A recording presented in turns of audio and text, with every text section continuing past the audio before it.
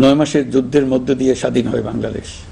মহান স্বাধীনতা দিবসের প্রাক্কালে আমি গভীর শ্রদ্ধার সঙ্গে স্মরণ করছি মহান মুক্তিযুদ্ধের বীর শহীদদের, যাদের প্রাণের বিনিময়ে আমরা স্বাধীন সার্বভৌম বাংলাদেশ পেয়েছি। 9 মাসের রক্তক্ষয়ী যুদ্ধে লক্ষ লক্ষ শহীদ ও 2 লাখ নির্যাতিত নারীর আত্মত্যাগ পৃথিবীর মানচিত্রে বাংলাদেশ নামে একটি স্বাধীন ভূখণ্ডের জন্ম দিয়েছিল। মুক্তিযুদ্ধের এই বীরদের প্রতি আমার সালাম। সেই সঙ্গে 24শে জুলাই অভ্যুত্থানে নিহত হাজারো শহীদ ও আহত, যারা বৈষম্য, শোষণ, নির্যাতন এবং নিপীড়নের বিরুদ্ধে বুক চিতিয়ে দাঁড়িয়েছিল, তাদের প্রতি সমগ্র জাতির পক্ষ থেকে আমি সশ্রদ্ধ সালাম জানাচ্ছি। জুলাই গণ অভ্যুত্থান আমাদেরকে যে বৈষম্যহীন বাংলাদেশ গড়ার স্বপ্ন পূরণের সুযোগ এনে দিয়েছে, সেই সুযোগ আমরা কাজে লাগাতে চাই। প্রিয় দেশবাসী, পবিত্র মাহে রমজানের সিয়াম সাধনা উপলক্ষে আপনাদের সকলকে আমার আন্তরিক মোবারকবাদ জানাচ্ছি। সেই সঙ্গে সকলকে জানাই পবিত্র ঈদ উল ফিতরের অগ্রিম শুভেচ্ছা। ঈদ মুবারক। এবারের ঈদ স্মরণীয়ভাবে আনন্দদায়ক হোক, এই কামনা করছি। বর্তমান সরকার দায়িত্ব গ্রহণের পর থেকেই দ্রব্যমূল্য নিয়ন্ত্রণে জোর ব্যবস্থা নিয়েছে। রমজান ও ঈদে বড় চ্যালেঞ্জ ছিল জিনিসপত্রের দামের লাগাম টেনে ধরা, বিদ্যুৎ সরবরাহ নিশ্চিত করা। এই রমজানে যাতে কোনো পণ্যের দাম বেড়ে না যায় এবং বিদ্যুৎ সরবরাহ যেন বিঘ্নিত না হয়, সেজন্য আমরা সর্বোচ্চ চেষ্টা করেছি।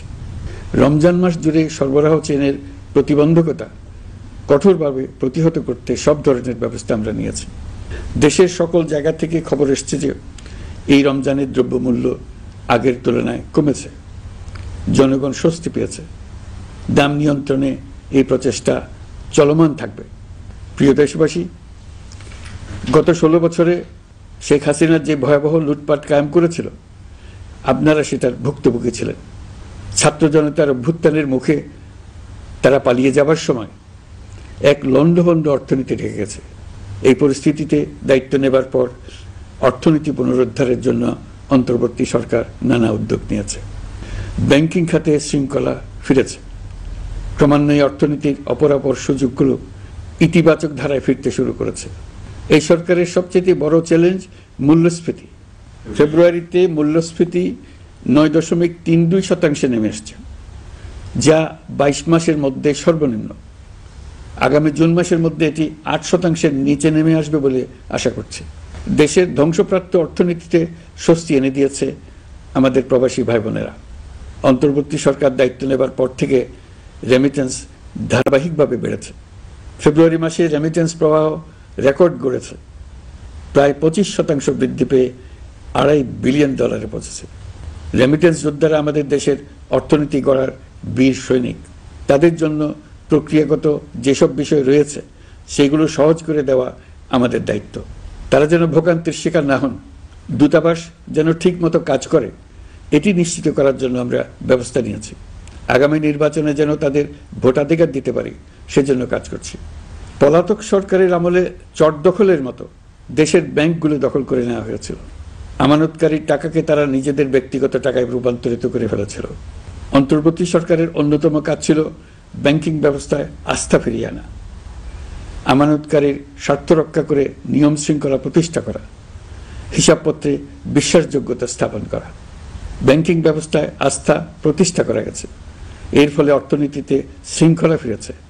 অন্তর্বর্তী সরকারের অর্জনগুলোর মধ্যে এটা ছিল খুবই গুরুত্বপূর্ণ। গত সরকারের লুটপাটের মহোৎসবে গত 15 বছরে $234 বিলিয়ন পাচার হয়েছে। এটা আমরা জানি। কত রকমভাবে পাচার হয়েছে তাও জানার বিষয়। অভিনব এক একটা পদ্ধতি ছিল। পাচারের একটা পদ্ধতি সবাইকে হতভম্ব করে দিয়েছে। এই পাচার হয়েছে বিদেশে অধ্যয়নরত সন্তানের কাছে টাকা পাঠানোর নামে। তিনি সন্তানের লেখাপড়ার জন্য এক সেমিস্টারের অর্থাৎ 3 মাসের খরচ বাবদ অফিসিয়াল ব্যাংকিং চ্যানেলে পাঠিয়েছেন $3.33 কোটি, অর্থাৎ প্রায় 400 কোটি টাকা। পাচারের এর চাইতে বেশি তাক লাগানো পন্থা আর কি আছে, তার কোনো সীমা আছে বলে আমার মনে হয় না। আইন, নিয়ম, নীতির জায়গায় যখন হরিলুট প্রতিষ্ঠিত হয়, তখন এমন সবকিছুই সম্ভব। এই অর্থ পাচারকারীদের দ্রুত আইনের আওতায় নিয়ে আসার লক্ষ্যে ইতোমধ্যে আন্তর্জাতিক তৎপরতা জোরদার করা হয়েছে। প্রিয় দেশবাসী, অন্তর্বর্তী সরকার পৃথিবীর বিভিন্ন দেশের শীর্ষস্থানীয় বিনিয়োগকারীদের সঙ্গে নিয়মিত বৈঠক করে যাচ্ছে। তারা বাংলাদেশের বর্তমান ব্যবস্থায় বিনিয়োগের বিষয়ে খুবই আগ্রহী। আশা করছি দ্রুততম সময়ে দেশের নতুন নতুন বিদেশি বিনিয়োগ আপনারা দেখতে পাবেন। সরকার দায়িত্ব নেওয়ার পর থেকে দেশের রপ্তানি 13% বেড়েছে। জানুয়ারিতে 7% কন্টেইনার হ্যান্ডলিং বেড়েছে। বাংলাদেশ বিনিয়োগ উন্নয়ন কর্তৃপক্ষ ইতোমধ্যে লাইসেন্সিং রিকোয়ারমেন্টস, প্রত্যাবাসন আইন সহ বিনিয়োগকারীদের যে সাধারণ সমস্যাগুলো রয়েছে সেগুলো সমাধানে কাজ শুরু করেছে। বাংলাদেশ বিনিয়োগ উন্নয়ন কর্তৃপক্ষ আগামী মাসে ঢাকায় 4 দিন ব্যাপী আন্তর্জাতিক বিনিয়োগ সম্মেলন করছে। বিশ্ববিখ্যাত অনেক বিনিয়োগকারী এতে অংশ নেবেন। ইতিমধ্যে DP World, Singapore PSA, AP Moller Maersk কয়েক বিলিয়ন ডলারের বিনিয়োগের প্রস্তাব করেছে। অন্তর্বর্তী সরকার দায়িত্ব গ্রহণের পর থেকেই স্বতঃস্ফূর্তভাবে পৃথিবীর সকল সরকার আমাদের প্রতি বন্ধুত্বের হাত বাড়িয়ে দিয়েছে। এটা শুরু হয়েছিল গত সেপ্টেম্বরে জাতিসংঘের বার্ষিক বৈঠকে। আপনাদের মনে আছে বিশ্বের সরকার প্রধানরা কিভাবে আমাদের সঙ্গে আগ্রহ নিয়ে দেখা করতে এগিয়ে এসছে। তারপর থেকে যে কোনো সম্মেলনে গিয়েছি, দেখেছি আন্তর্জাতিক নেতৃবৃন্দের আগ্রহ কিভাবে ক্রমেই বেড়ে চলেছে। জানুয়ারি মাসে সুইজারল্যান্ডের ডাভোসে গিয়েছিলাম। এই সম্মেলনে 47টি পৃথক ইভেন্টে আমার অংশগ্রহণ করতে হয়েছে। বিভিন্ন দেশের সরকার প্রধান, মন্ত্রী, বিশ্ব বাণিজ্যের নায়করা, জাতিসংঘের মহাসচিব, জাতিসংঘের বিভিন্ন সংস্থার প্রধানদের সঙ্গে বৈঠক করেছে। তারা আমাদের পাশে থাকার জন্য আন্তরিক আগ্রহ প্রকাশ করেছেন। সম্প্রতি আমি সংযুক্ত আরব আমিরাতে গিয়েছিলাম। তারা বিগত সরকারের সময় আমাদের ভিসা বন্ধ করে দিয়েছিল। আমরা সেই দেশের ভিসার দরজা খোলার চেষ্টা চালিয়ে যাচ্ছি। তারা আশ্বাস দিয়েছেন তাদের দিক থেকে সকল আনুষ্ঠানিকতা সম্পন্ন করে ভিসার দরজা উন্মুক্ত করবেন। আমি আশা করছি সেটা দ্রুতই উন্মুক্ত হবে। আমি সংযুক্ত আরব আমিরাতকে আমাদের দেশে শিল্প কারখানা গড়ে তোলার জন্য একটি শিল্পাঞ্চল করার প্রস্তাব দিয়েছি। তারা এই বিষয়ে আগ্রহ জানিয়েছে। শিল্পাঞ্চলে 2টি কাজ দিয়ে তারা শুরু করবে, এই জন্য কথাবার্তা শুরু হয়েছে। প্রথমে মুসলিম বিশ্বে সরবরাহের জন্য একটি হালাল গোশত প্রক্রিয়াজাত করার কারখানা করবে। এরপর মৎস্য প্রক্রিয়াজাতকরণের জন্য কারখানা স্থাপন করবে। তারা আমাদের নতুন সামুদ্রিক বন্দর পরিচালনা করার জন্যও আগ্রহ জানিয়েছে। প্রিয় দেশবাসী, বিশ্ব মানচিত্রে বাংলাদেশকে অনন্য উচ্চতায় নিয়ে যাওয়া আমাদের অন্যতম লক্ষ্য। এই লক্ষ্যে আমরা আসিয়ানের সদস্য হিসেবে যোগদান করার বিষয়ে আগ্রহের কথা জানিয়েছি। এই বছরের শুরু থেকেই মালয়েশিয়া আসিয়ানের চেয়ারম্যানের দায়িত্ব গ্রহণ করেছে। মালয়েশিয়ার মাননীয় প্রধানমন্ত্রী আনোয়ার ইব্রাহিমের সঙ্গে এই বিষয়ে কথা হয়েছে। তিনি আমাদের আবেদনের প্রতি সমর্থন জানিয়েছেন, আমাকে মালয়েশিয়া সফরের আমন্ত্রণ জানিয়েছেন। আমি এই আমন্ত্রণ গ্রহণ করেছি। মালয়েশিয়া রোহিঙ্গা সমস্যা সমাধানের জন্য জাতিসংঘের সম্মেলন আয়োজনের দায়িত্ব নিয়েছে। আমাদের দেশ থেকে শ্রমিক নিয়ে যাবার ব্যাপারে যে সমস্ত সমস্যার সৃষ্টি হয়েছিল সবগুলো সমাধানের জন্য আন্তরিকভাবে তারা কাজ করছে। আগামীকাল 4 দিনের সফরে আমি চীন যাচ্ছি। প্রেসিডেন্ট শি জিনপিং এর সঙ্গে আমার বৈঠক হবে। চীনের বড় বড় ব্যবসায়িক প্রতিষ্ঠানের সিইওদের সঙ্গেও বৈঠক করব। পৃথিবীর সর্ববৃহৎ চাইনিজ সোলার প্যানেল নির্মাতা প্রতিষ্ঠান লংজি বাংলাদেশে কারখানা স্থাপনের আগ্রহ জানিয়েছে। আমরা তাদের সঙ্গে কাজ করছি। এছাড়া প্রযুক্তিগত সহায়তা, মেডিকেল সহায়তা, স্বল্প মূল্যে চিকিৎসা সহ অন্যান্য বিষয়ে আলোচনা হবে। তারা আমাদের দেশ থেকে আম, কাঁঠাল ও পেয়ারা আমদানি করতে চায়। এটা খুব দ্রুতই শুরু হবে। এই সফরের মধ্য দিয়ে আমাদের 2 দেশের সম্পর্ক ঘনিষ্ঠতর হবে। আমি বরাবরই বলে এসেছি, আমরা মহা সৌভাগ্যবান এক জাতি। পৃথিবীর মানচিত্রে আমাদের অবস্থানের কারণে বাংলাদেশ, ভারত, নেপাল ও ভুটান, দক্ষিণ এশিয়ার এই 4টি দেশ মিলে একটি যৌথ অর্থনীতি গড়ে তুলতে পারলে 4 দেশই লাভবান হবে। নেপাল ও ভুটান আমাদের জলবিদ্যুৎ দিতে অত্যন্ত আগ্রহী, আমরাও নিতে আগ্রহী। বাংলাদেশের শিল্পাঞ্চল গড়ে তুলতে এর কোনো বিকল্প নেই। আমাদের রয়েছে এক বিস্তীর্ণ মহাসাগর। ভৌগোলিক অবস্থানগত কারণে আমাদের সামনে বিরাট অর্থনৈতিক সুযোগ এনে দিয়েছে। কুমিরা থেকে টেকনাফ পর্যন্ত দীর্ঘ উপকূলভূমি। এই দীর্ঘ উপকূল জুড়ে বিরামহীনভাবে অনেকগুলি আধুনিক প্রযুক্তি সমৃদ্ধ আন্তর্জাতিক মানের সমুদ্র বন্দর, শিল্প কারখানা, রপ্তানি প্রক্রিয়াজাতকরণ এলাকা স্থাপন করা গেলে পুরো অর্থনৈতিক অঞ্চলের ভবিষ্যৎ দ্রুত পরিবর্তন সম্ভব।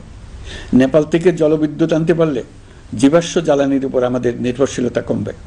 বর্তমানে বিশ্ববাসী পরিবেশ রক্ষায় সচেতন, তারা এটাকেই সর্বোচ্চ অগ্রাধিকার দিচ্ছে। জীবাশ্ম জ্বালানির উপর নির্ভরশীলতা কমিয়ে পরিবেশ বান্ধব বিকল্প পাওয়া গেলে বিদেশি বিনিয়োগকারীদের আরও বেশি মনোযোগ আকর্ষণ করা যাবে। দেশের ক্রমবর্ধমান বিদ্যুৎ চাহিদার পরিপ্রেক্ষিতে রূপপুর পারমাণবিক বিদ্যুৎ কেন্দ্রের কাজ যথাসময়ে শেষ করার বেশি আমরা জোর দিয়েছি। রোসাটমের মহাপরিচালক আমাকে বলেছেন শিগগিরই বিদ্যুৎ কেন্দ্রটি পরীক্ষামূলকভাবে চালু করা হবে। আমাদের পণ্য পৃথিবীর পণ্য। এই পণ্য নেপালে যাবে, ভুটানে যাবে, ভারতের সেভেন সিস্টার্সে যাবে।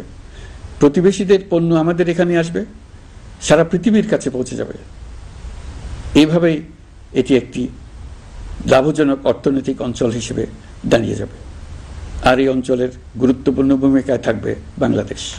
বাংলাদেশের সবচেয়ে বড় সমস্যা সীমাহীন দুর্নীতি। স্বৈরাচারী সরকার এই দুর্নীতিকে বিশ্বের শীর্ষস্থানে নিয়ে গেছে। দুর্নীতির ফলে শুধু যে সবকিছুতে অবিশ্বাস্য রকম ব্যয় বৃদ্ধি পাচ্ছে তাই না, এর ফলে সরকার ও জনগণের সকল আয়োজন বিকৃত হয়ে যায়।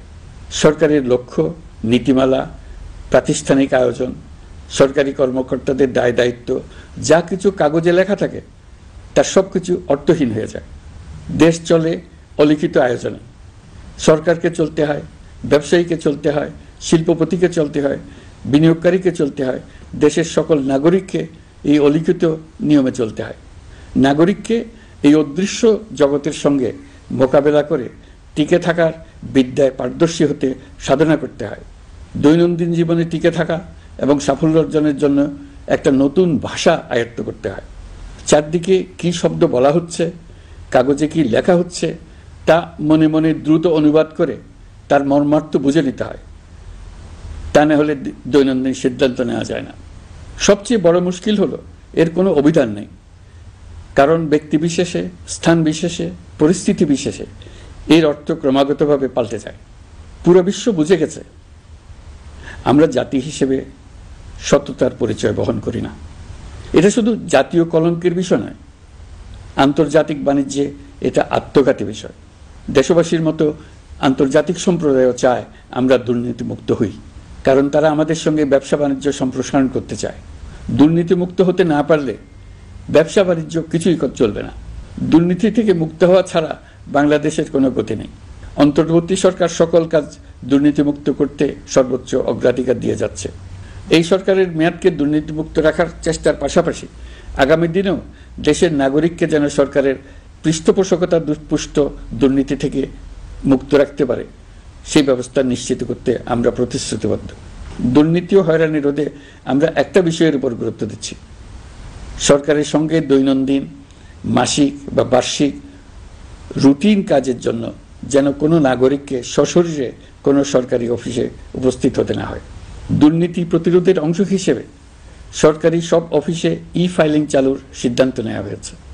ই-ফাইলিং ব্যবস্থা চালু হলে দুর্নীতি কমে আসবে। এতে করে কোন অফিসের কোন ডেস্কে কোন ফাইল আটকে আছে তা সহজেই জানা যাবে। সরকারি যতগুলো কার্যক্রমে অনলাইন সেবা চালু সম্ভব সবখানেই এই সেবা চালুর বেশে সরকার কাজ করছে। সরকারি বিভিন্ন সেবা পেতে অসহায় নাগরিকের টুটি চেপে ধরে অবিশ্বাস্য পরিমাণ টাকা দিতে বাধ্য করা হয়। টাকার যে লেনদেন ও ভোগান্তির সম্মুখীন হতে হয় সেটা থেকে নাগরিকদের বাঁচানোর জন্য আমরা বদ্ধপরিকর। অনলাইনে সেবা পাওয়ার পদ্ধতিটি আরও কিভাবে সহজ করা যায় এই ব্যাপারে আমাদের কাছে পরামর্শ জানিয়ে লিখুন, ইমেইল করুন।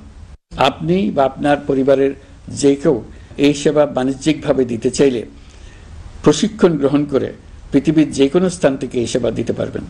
বিগত সরকারের আমলে ভিন্ন মতকে দমন করার জন্য মিথ্যা মামলাকে হাতিয়ার হিসেবে বেছে নেওয়া হয়েছিল।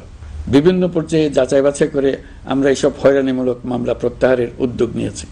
গত ফ্যাসিস্ট সরকারের সময় দায়ের করা রাজনৈতিক হয়রানিমূলক মামলাগুলোর মধ্যে সারা দেশেই পর্যন্ত ৬,২৯৫টি মামলা প্রত্যাহারের সুপারিশ করা হয়েছে। অন্যান্য সকল হয়রানিমূলক মামলাও ক্রমান্বয়ে প্রত্যাহার করা হচ্ছে। এছাড়া এ পর্যন্ত সাইবার সিকিউরিটি আইনের অধীনে বিচারাধীন স্পিচ অফেন্স সংক্রান্ত 413টি মামলা প্রত্যাহার করা হয়েছে। এই আইনটি অবিলম্বে বাতিল করে নাগরিক বান্ধব সাইবার সুরক্ষা আইন করা হচ্ছে। মানুষের ভোগান্তি রোধেও আমরা আইনগত পদক্ষেপ নিচ্ছি। জিডি করার সময় স্বাক্ষর দেওয়ার জন্য এখন আর থানায় যাওয়ার প্রয়োজন নাই, এটা অনলাইনেই করা যাবে। এই ব্যাপারে প্রয়োজনীয় নির্দেশ দেওয়া হয়েছে। পাওয়ার অফ অ্যাটর্নি বিধিমালা সংশোধনীর মাধ্যমে প্রবাসী বাংলাদেশিদের হয়রানি লাঘব করা হয়েছে। সংশোধিত বিধিমালার আলোকে বাংলাদেশি পাসপোর্ট না থাকলেও বাংলাদেশি বংশোদ্ভূত ব্যক্তির পাসপোর্টে নো ভিসা রিকোয়ার্ড স্টিকার থাকলে কিংবা জন্ম সনদ বা জাতীয় পরিচয়পত্র থাকলেই তিনি বিদেশ থেকে পাওয়ার অফ অ্যাটর্নি সম্পাদন করতে পারবেন। সরকারি সিদ্ধান্ত ও প্রয়োজনীয় ব্যবস্থা নেওয়ার পর বিমানের টিকিট কেনার পুরো প্রক্রিয়াটি অনলাইনে নিয়ে যাওয়ার ফলে বিমানের টিকিটের দাম শতকরা 50 থেকে 75% কমে গেছে। বিশেষ করে মধ্যপ্রাচ্যের প্রবাসী ভাই বোনেরা এতে করে স্বস্তি পাচ্ছে। অন্যান্য এয়ারলাইনের টিকিটের দামও কমে গেছে। নাগরিকদের হয়রানিমুক্ত ও দুর্নীতিমুক্ত সেবা প্রদানের জন্য সরকার ভূমি সেবা ডিজিটালাইজ করার উদ্যোগ নিয়েছে। এর অংশ হিসেবে ভূমি মন্ত্রণালয় অনলাইনে ঘরে বসেই জমির খাজনা প্রদান, নামজারি, জমা খারিজ, খতিয়ান বা পর্চা সার্টিফাইড কপি, মৌজা ম্যাপ বা নকশা প্রদানের কার্যক্রম শুরু করেছে। এই পদ্ধতিতে ভোগান্তি, অস্বচ্ছতা ও দুর্নীতির অবসান হবে। বর্তমানে সারা দেশে পরীক্ষামূলকভাবে এই কার্যক্রম চালু হয়েছে। এগুলোকে ক্রমান্বয়ে আরও জনবান্ধব করে স্থায়ী রূপ দেওয়া হবে। এর লক্ষ্য হবে ক্রমাগতভাবে এই সকল দায়িত্ব সরকারের হাত থেকে নিয়ে সেবাদানকারী ব্যক্তি বা প্রতিষ্ঠানের কাছে ছেড়ে দেওয়া। গ্রামের স্কুল কলেজ পাশ করা ছেলেমেয়েরা, গৃহিণীরা ঘরে বসে সারা দেশে এই সেবা দান করবে এবং অনেকে তাদের কৃতিত্বের জন্য প্রসিদ্ধ হয়ে পড়বে। তারা সারা দেশের গ্রাহকদের সেবা নিজের গ্রাম থেকেই প্রদান করবে। রাজস্ব সংস্কার কমিশনের সুপারিশ অনুসারে জাতীয় রাজস্ব বোর্ড বিলুপ্ত করার সিদ্ধান্ত নেওয়া হয়েছে। এর জায়গায় দুটি পৃথক বিভাগ করা হচ্ছে। একটি হলো নীতি প্রণয়ন বিভাগ বা জাতীয় রাজস্ব নীতি বোর্ড, অন্যটি বাস্তবায়ন বিভাগ বা জাতীয় রাজস্ব সংগ্রহ বিভাগ। এর ফলে সরকারের পছন্দের ব্যক্তিরা হাজার হাজার কোটি টাকার রাজস্ব ফাঁকি দেওয়ার আর সুযোগ পাবে না। আমি আশা করি পরবর্তীতে যারা সরকারে আসবেন তারাও এই নীতি বহাল রাখবেন। এখনকার যুগ হলো প্রযুক্তির যুগ, সৃজনশীলতার যুগ। আমাদের দেশে 17 কোটি নারী পুরুষ, তার মধ্যে তরুণরা হলো বিপুলভাবে সংখ্যাগরিষ্ঠ। বাংলাদেশ মানব সম্পদের দিক থেকে 8ম বৃহত্তম দেশ। একযোগে এই তরুণরা সৃজনশীলতা প্রকাশের সুযোগ পেলে বন্যার স্রোতের মতো আমাদের দেশ দ্রুত বেগে পৃথিবীর বাজারের মধ্যস্থানে চলে যাবে। এই বিপুল তরুণ গোষ্ঠীর সামনে থেকে পথের বাধা সরিয়ে দেওয়াই হলো আমাদের সরকারের প্রধান লক্ষ্য। প্রযুক্তি আমাদের জন্য সুযোগ সৃষ্টি করেছে, আমরা দ্রুত বেগে এই সুযোগ গ্রহণ করার কাজে নিজেদের নিয়োজিত করেছি। এমনভাবে আমরা প্রযুক্তি ব্যবহার করার কাজে নিয়োজিত হয়েছি যাতে নাগরিকের আঙ্গুলের ইশারায় সরকার তার সেবা নাগরিকের কাছে তাৎক্ষণিকভাবে হাজির করে। তা নিশ্চিত করার জন্য আমরা সেই সেবা দিতে চাই প্রযুক্তির মাধ্যমে, সরকারি অফিসের মাধ্যমে নয়। ইতিমধ্যে পাসপোর্ট পেতে পুলিশ ভেরিফিকেশনের নিয়ম আমরা বাতিল করে দিয়েছি।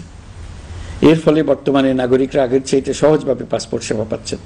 পুলিশ রিপোর্ট প্রাপ্তির নিয়ম বাতিল করার পর এই পর্যন্ত 70,000 নতুন পাসপোর্ট, যা বহুকাল ধরে পুলিশ রিপোর্ট আসার অপেক্ষায় আটকে ছিল, তা দ্রুত আবেদনকারীদের হাতে পৌঁছে দেওয়া হয়েছে। পাসপোর্ট প্রাপ্তি সহজ করার জন্য আমরা পুরনো পদ্ধতি বাতিল করে ইলেকট্রনিক পাসপোর্ট প্রচলন শুরু করেছি। এর ফলে দ্রুত পাসপোর্ট দেওয়া সম্ভব হচ্ছে। দেশের অভ্যন্তরে ই পাসপোর্ট হোম ডেলিভারি দেওয়া সম্ভব হচ্ছে। আগামীতে সকলেই ঘরে বসে পাসপোর্ট পাবেন, এটা নিশ্চিত করার চেষ্টা করছে। পাসপোর্ট দেওয়ার দায়িত্বে নিয়োজিত কর্মকর্তারা অত্যন্ত উৎসাহ সহকারে দ্রুত এসব পরিবর্তন আনার ব্যাপারে এগিয়ে আসছেন দেখে মনটা আনন্দে ভরে যায়। প্রিয় দেশবাসী, হজ মুসলমানদের জন্য সবচেয়ে গভীর আধ্যাত্মিক সফরগুলোর মধ্যে প্রধান। সারা জীবন তারা হজ পালনের জন্য অপেক্ষা করেন। পবিত্র হজ পালনে বাংলাদেশের হাজিরা প্রায় বিভিন্ন চ্যালেঞ্জের সম্মুখীন হন। ভাষাগত বাধা, স্বাস্থ্য ঝুঁকি, অতিরিক্ত ভিড়, প্রশাসনিক জটিলতা এবং লজিস্টিক সমস্যা সহ নানা অসুবিধা। হজের অভিজ্ঞতাকে মসৃণ ও নিরাপদ করতে অন্তর্বর্তীকালীন সরকার একটি মোবাইল অ্যাপ তৈরি করেছে, যা সম্মানিত হাজিদের যাত্রার আগে যাত্রা চলাকালীন সময়ে এবং ফিরে আসার পরেও প্রয়োজনীয় সহায়তা প্রদান করবে। এই অ্যাপটি বাংলা ভাষায় রিয়েল টাইম নির্দেশনা ও সহায়তা প্রদান করবে। সরকার সমর্থিত বিশেষ ডেবিট কার্ডের মাধ্যমে বিদেশের স্থানীয় মুদ্রায় আর্থিক লেনদেন নিশ্চিত করবে। লাগেজ যাতে হারিয়ে না যায় তার জন্য লাগেজ ট্র্যাকিংয়ের ব্যবস্থা থাকবে। মোবাইল ফোনের মাধ্যমে হজযাত্রীরা প্রত্যেক দিন ওই দিনের করণীয় ও যাতায়াতের বিস্তারিত বিবরণ জানতে পারবেন। যেদিন যে দোয়া পড়তে হবে সেটা স্মরণ করিয়ে দেবে। যেসব পবিত্র স্থানে যাবেন সেসবের ছবি সহ ইতিহাস বর্ণনা করবে। হাজিদের মনে কোনো প্রশ্ন জাগলে কল সেন্টারে ফোন করে সেই প্রশ্নের উত্তর পাবেন। শরীর খারাপ লাগলে ডাক্তারের সঙ্গে যোগাযোগ করিয়ে দেবে। সম্মানিত হাজিদের কোনো পরামর্শ থাকলে সেটা পরামর্শ পৃষ্ঠায় লিখে দিতে পারবেন। ভ্রমণের দৈনন্দিন ঝামেলার জন্য হজের মূল লক্ষ্যকে পরাজিত করতে না পারে তার জন্য সকল ব্যবস্থা এতে রাখা থাকবে। প্রিয় দেশবাসী, আপনারা শুনেছেন আমি স্টারলিংকের প্রতিষ্ঠাতা এবং বিশ্বের শীর্ষ ধনকুবের স্পেস এক্স ও টেসলার এর মালিক এলন মাস্কের সঙ্গে ফোনে আলাপ করে বাংলাদেশে স্টারলিংকের কার্যক্রম শুরু করার আহ্বান জানিয়েছি। সে অনুসারে কোম্পানির প্রতিনিধিরা এখন বাংলাদেশে তাদের কার্যক্রম শুরুর আয়োজন করছে। তাদের সঙ্গে 3 মাসের মধ্যে বাণিজ্যিক চুক্তি চূড়ান্ত করার কাজ চলছে। স্টারলিংকের মাধ্যমে স্বল্প মূল্যে উচ্চগতির ইন্টারনেট বাংলাদেশের ডিজিটাল জগতে একটা বিপ্লব আনবে। স্টারলিং সেবা চালু হলে দেশের প্রতিটি গ্রাম, দ্বীপাঞ্চল, দুর্গম পাহাড়ি অঞ্চল অতি উচ্চগতির ইন্টারনেট সেবার আওতায় চলে আসবে। স্টারলিং চালু হলে ভবিষ্যতে কোনো সরকার ইন্টারনেট সেবা বন্ধ করে মানুষকে আর তথ্যবন্দী করার কোনো সুযোগ পাবে না। বাংলাদেশের প্রতিটি অঞ্চলে বিশ্বমানের শিক্ষা, স্বাস্থ্যসেবা, অর্থনৈতিক ক্ষেত্রে সকল নাগরিকের অংশগ্রহণ নিশ্চিত করা যাবে। আমাদের নতুন প্রজন্ম দেশের যে কোনো প্রত্যন্ত অঞ্চলেই থাকুক না কেন তারা বিশ্ব নাগরিক হয়ে গড়ে ওঠার সুযোগ পাবে। সরকার যুব উদ্যোক্তা নীতি 2025 প্রণয়ন করেছে। এর লক্ষ্য হবে সামাজিক, অর্থনৈতিক ও পরিবেশগত অগ্রগতির মূল চালক হিসেবে তরুণ তরুণীদের ক্ষমতায়ন করা। এই নীতি টেকসই উন্নয়ন লক্ষ্যমাত্রা অর্জনের উপায় হিসেবে সফল উদ্যোক্তা তৈরিতে সহায়ক হবে। সামাজিক ও অর্থনৈতিক ক্ষেত্রে তরুণ উদ্যোক্তাদের অবদানকে স্বীকৃতি দেওয়া হবে। প্রিয় দেশবাসী, জাতিসংঘের মহাসচিব অ্যান্টনিও গুতেরেস কয়েকদিন আগে বাংলাদেশ সফর করেছেন। তাকে সঙ্গে নিয়ে আমি কক্সবাজারে রোহিঙ্গা ক্যাম্পগুলোতে গিয়েছি। ক্যাম্পে অবস্থানরত 1 লাখ রোহিঙ্গা শিশু, কিশোর, নারী, পুরুষ সবার সঙ্গে একসঙ্গে ইফতার করেছে। আমাদের প্রস্তাবে সম্মতি জানিয়ে আগামী সেপ্টেম্বর মাসে জাতিসংঘের সাধারণ অধিবেশনে রোহিঙ্গা সংকট নিয়ে একটি পৃথক অধিবেশন আয়োজন করার প্রস্তুতি নিচ্ছে। মালয়েশিয়া ও ফিনল্যান্ড যৌথভাবে এই সম্মেলনের আয়োজক হতে এগিয়ে এসছে। এর পাশাপাশি অস্ট্রেলিয়ার সাবেক ভারপ্রাপ্ত প্রধানমন্ত্রী জুলি বিশপকে আমি এই গুরুত্বপূর্ণ সভায় মুখ্য ভূমিকা পালনের জন্য আহ্বান জানিয়েছি। তিনি আমার প্রস্তাব গ্রহণ করেছেন। জাতিসংঘের মহাসচিব বাংলাদেশ সফরে এসে জাতীয় ঐকমত্য কমিশনের সদস্য, রাজনৈতিক দলের নেতৃবৃন্দ ও তরুণদের সঙ্গে পৃথক পৃথকভাবে বৈঠক করেছেন। বৈঠকে সবাই জাতিসংঘের মহাসচিবকে নতুন বাংলাদেশ গঠনের স্বপ্নের কথা জানিয়েছেন। আপনারা জানেন, পতিত স্বৈরাচারের নিপীড়নের বর্ণনা উঠে এসছে জাতিসংঘের মানবাধিকার বিষয়ক হাই কমিশনারের কার্যালয়ের রিপোর্টে। গত জুলাই-আগস্ট মাসে বাংলাদেশের ছাত্র, শ্রমিক জনতার উপর শেখ হাসিনা সরকার ও আওয়ামী লীগ যে দমন, পীড়ন ও হত্যাকাণ্ড চালিয়েছে এর পুঙ্খানুপুঙ্খ তদন্ত করে বিস্তারিত রিপোর্ট প্রকাশ করেছে তারা। এই রিপোর্টে স্পষ্টভাবে উঠে এসছে যে শেখ হাসিনা নিজেই নিরাপত্তা বাহিনীর কর্মকর্তাদের নির্দেশ দিয়েছিলেন বিক্ষোভকারীদের হত্যা করতে। বিগত সরকার, আওয়ামী লীগ ও আওয়ামী লীগের সহযোগী গোষ্ঠী ও সংগঠন একত্রিত হয়ে পরিকল্পিতভাবেই গুরুতর মানবাধিকার লঙ্ঘনে জড়িত ছিল।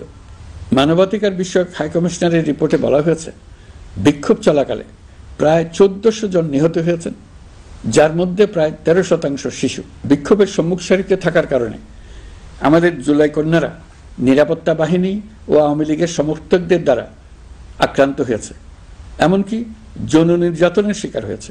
জাতিসংঘের রিপোর্ট পড়ে সবার গায়ের লোম দাঁড়িয়ে গেছে। কি ভয়াবহতা! কিভাবে একজন প্রধানমন্ত্রী নিজ দেশের নিরস্ত্র মানুষকে হত্যার পর লাশ লুকিয়ে ফেলার নির্দেশ দিতে পারে?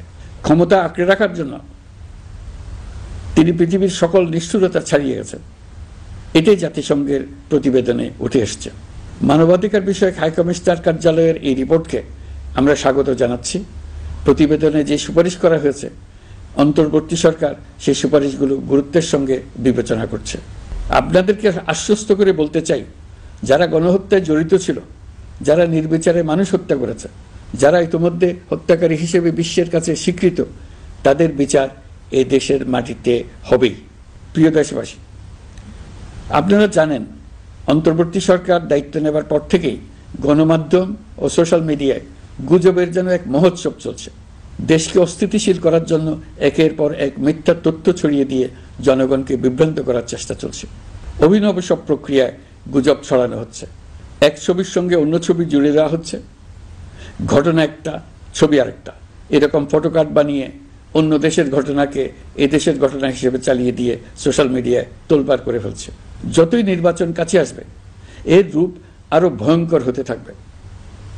কারা এর পেছনে আছে, কেন আছে, তা আপনাদের সবারই জানা আছে। আমরা এই গুজব ও মিথ্যা তথ্যের প্রচারণা রোধ করতে জাতিসংঘের সহযোগিতা চেয়েছি। জাতিসংঘের মহাসচিব এর মোকাবেলায় আমাদের সহযোগিতা করবেন বলে আশ্বাস দিয়ে গেছেন। দেশবাসীকে আমি স্মরণ করিয়ে দিতে চাই যে জুলাই অভ্যুত্থানের প্রথম পর্ব সফলভাবে সমাপ্ত হয়েছে। প্রথম পর্বের সমাপ্তির মধ্য দিয়ে অভ্যুত্থানের দ্বিতীয় পর্ব শুরু হলো। সবসময় মনে রাখতে হবে, আমরা কিন্তু যুদ্ধাবস্থায় আছি। গুজব হলো এই জুলাই অভ্যুত্থানের বিরুদ্ধে পরাজিত শক্তির মস্ত বড় হাতিয়ার। গুজব দেখলেই গুজবের সূত্রের সন্ধান করতে থাকবেন, গুজবকে অবহেলা করবেন না।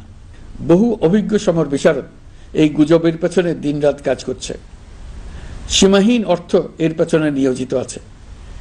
এর মূল লক্ষ্য জুলাই অভ্যুত্থানকে ব্যর্থ করা। আমরা তাকে ব্যর্থ হতে দেব না। আমাদের সামগ্রিক ঐক্য পলাতক শক্তির গায়ে জ্বালা ধরিয়ে দিচ্ছে। তারা এই ঐক্য ভাঙতে চায়। তাদের অভিনব কৌশল আপনি টেরই পাবেন না, আপনি বুঝতেই পারছেন না কখন তাদের খেলায় আপনি পুতুল হয়ে গেছেন। আমাদের সচেতনতা এবং সামগ্রিক ঐক্য দিয়েই এই গুজবকে রুখতে হবে, পলাতক অপশক্তির ষড়যন্ত্রকে ব্যর্থ করে দিতে হবে।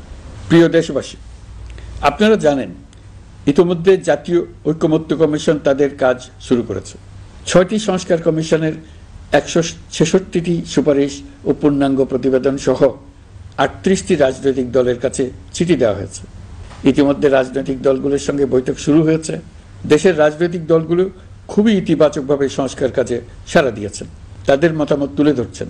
কোন রাজনৈতিক দল কোন কোন সংস্কার প্রস্তাবে একমত হয়েছেন, কোনটিতে দ্বিমত হয়েছেন, সেসব তারা জানাচ্ছেন। এটা আমাদের জাতির জন্য অত্যন্ত সুখকর বিষয় যে প্রতিটি রাজনৈতিক দল সংস্কারের পক্ষে মত দিচ্ছেন।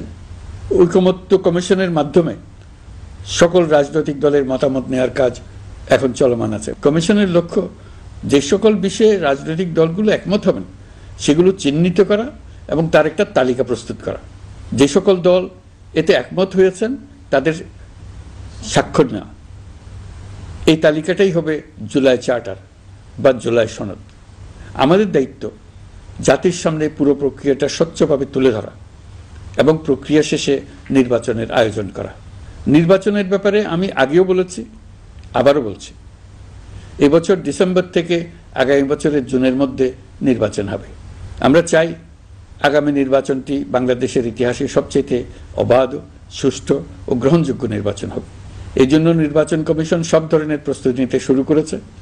রাজনৈতিক দলগুলো ব্যাপক উৎসাহ উদ্দীপনায় নির্বাচনের জন্য তৈরি হতে শুরু করবে বলে আশা করছি। প্রিয় নাগরিকবৃন্দ, আমাদের দেশের নারীরা দীর্ঘ আন্দোলনের মাধ্যমে বহু বছর ধরে অনেক বাধা পেরিয়ে একটু একটু করে সামনে এগিয়ে যাচ্ছে। স্বাধীনতার ৫৪ বছর পরেও এদেশের নারীরা অর্থনৈতিক, রাজনৈতিক, সামাজিক বৈষম্যের শিকার। বাংলাদেশের ইতিহাসে এখন পর্যন্ত যত আন্দোলন সংগ্রাম হয়েছে তার মধ্যে জুলাই গণ অভ্যুত্থানে নারীদের অংশগ্রহণ ছিল সবচেয়ে বেশি। গণ অভ্যুত্থানে নারীরা দুঃসাহসিক ভূমিকা রেখেছে। পুরনোকে দূরে ঠেলে দিয়ে নতুনের ভিত্তি স্থাপনের প্রতিজ্ঞা নিয়েছে। তারা ব্যাপক সংস্কারের কথা বলেছে। সর্বত্র নারীদের ভূমিকা আরো জোরালো করার কথা বলেছে। আমি মনে করি জুলাই গণ অভ্যুত্থান বাংলাদেশের প্রেক্ষিত বদলে দিয়েছে। জুলাইয়ের পর নারীদের অবস্থান ইতিবাচকভাবে পরিবর্তন হবে সেটাই আমরা চাই। আমরা বাংলাদেশ নিয়ে নতুন করে ভাবতে চাই, আর এই নতুন ভাবনায় নারীদের অবস্থান উচ্চতম পর্যায়ে অগ্রাধিকার পাক সেটাই আমরা চাই। পরিবারের সকল সদস্য, পাড়া প্রতিবেশী, ধর্মীয় প্রতিষ্ঠান, স্কুল, আপনারা আপনাদের নিজ নিজ অবস্থান থেকে ছেলে শিশু ও মেয়ে শিশুর মধ্যে যেন কোনো বৈষম্য সৃষ্টি না হয় তা নিশ্চিত করুন। আসুন নতুন বাংলাদেশে সবাই মিলে শিশুদের জন্য সুস্থ পরিবেশ নিশ্চিত করি। জুলাই গণ অভ্যুত্থানে অংশ নেওয়া নারীরা তাদের অধিকার প্রতিষ্ঠার ব্যাপারে দৃঢ় প্রতিজ্ঞ। দেশে বিরাজমান বৈষম্যগুলো চিহ্নিত করে নারীর প্রতি সহিংসতা প্রতিরোধ ও বৈষম্য নিরসনে আমাদের প্রত্যেককে একসঙ্গে কাজ করতে হবে। নারীর প্রতি বিদ্বেষমূলক কথাবার্তা, নারীকে খাটো করে রাখার প্রবৃত্তি যারা ধারণ করে তাদের বিরুদ্ধে সামাজিক আন্দোলন গড়ে তোলা প্রয়োজন। আধুনিক প্রযুক্তি সকল প্রকার বাধা ভেঙে দেওয়ার মহাশক্তি আমাদেরকে দিয়েছে। সেই বাধা যত শক্তই হোক, যত উঁচুই হোক, সকল দূরত্ব গোছানোর জন্য প্রযুক্তিকে অবশ্যই যেন আমরা ব্যবহার করতে আরম্ভ করি। নারীদের সুরক্ষায় পুলিশ হটলাইন নম্বর চালু করেছে, সরকারের পক্ষ থেকে শর্টকট চালু করা হচ্ছে, কল টেকার হিসেবে শতভাগ নারী কর্মীদের নিয়োগ দেওয়া হচ্ছে যেন নির্দ্বিধায় কথা বলা যায়।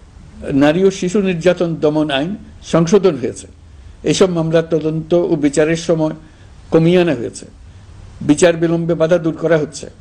ঢাকার পাশাপাশি চট্টগ্রাম ও রাজশাহীতে ডিএনএ ল্যাব স্থাপনের কাজ চলছে। খুব দ্রুতই বিশেষ জুডিশিয়াল সার্ভিস কমিশনের মাধ্যমে নতুন অনেক বিচারক নিয়োগ দেওয়া হচ্ছে। ভিকটিম শিশুরা যাতে দ্রুত বিচার পায় সেজন্য আলাদাভাবে বিশেষ ট্রাইব্যুনাল স্থাপনের বিধান রাখা হয়েছে। দেশের সবার মতো আমি অত্যন্ত আনন্দিত যে এবার নারী ফুটবল টিম দক্ষিণ এশিয়া চ্যাম্পিয়ন হয়েছে। দেশ জুড়ে আয়োজিত তারুণ্যের উৎসব 2025-এ বিভিন্ন অঞ্চল থেকে 27,40,000 মেয়েরা প্রায় 3,000 খেলা ও সাংস্কৃতিক কর্মকাণ্ডে অংশগ্রহণ করেছে।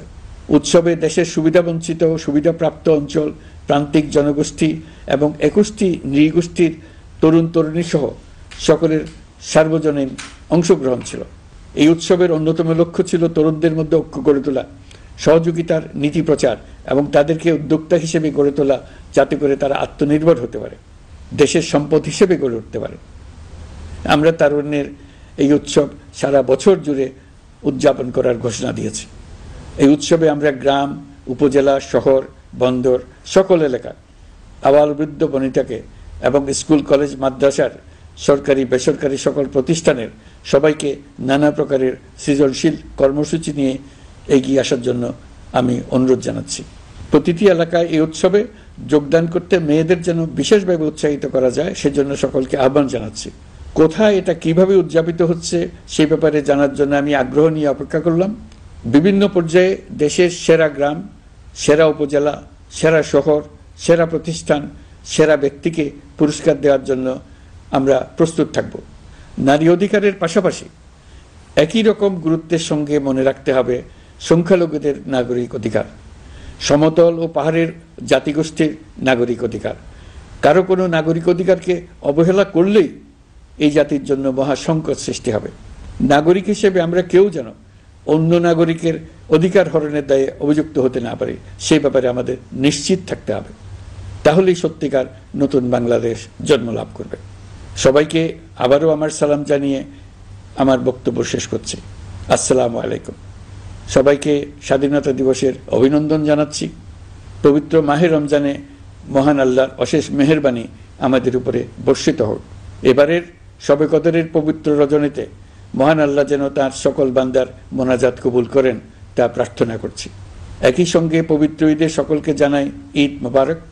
ঈদে পরিবার পরিজন নিয়ে নির্বিঘ্নে ও আনন্দ সহকারে নিজ নিজ বাড়ি যাবেন, আত্মীয় স্বজনের কবর জিয়ারত করবেন, গরিব পরিবারের খোঁজ খবর নেবেন, তাদের ভবিষ্যৎ ভালো করার জন্য চিন্তা ভাবনা করবেন, আপনার সন্তানদের সঙ্গে তাদের পরিচয় করিয়ে দেবেন, এই কামনা করছি। ঈদের জামাতে দলমত নির্বিশেষে সবাই যেন পরাজিত শক্তির সকল প্ররোচনা সত্ত্বেও সুদৃঢ়ভাবে ঐক্যবদ্ধ থাকেন সেজন্য আল্লাহর কাছে মোনাজাত করবেন এই আহ্বান জানাচ্ছি। সকলের জীবন সার্থক হোক, আনন্দময় হোক। মহান আল্লাহ আমাদের সহায় হন। আল্লাহ হাফেজ।